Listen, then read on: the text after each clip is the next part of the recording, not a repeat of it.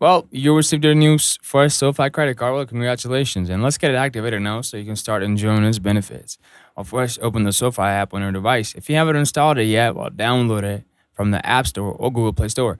Sign in with your SoFi account credentials. If you don't have an account, you'll need to create one. Well, once you have it logged in, tap on the credit card tab.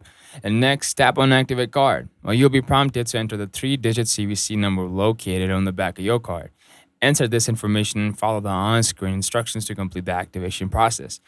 Please note, if you're an authorized user, you won't be able to activate the card through the app.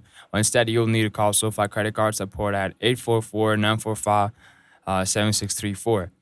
If calling from the phone number associated with the primary account, you will be able to activate using the automated system. Otherwise, a representative will assist you. Once activated, your SoFi credit card is ready to use. And that's it. You're all set to start using your SoFi credit card.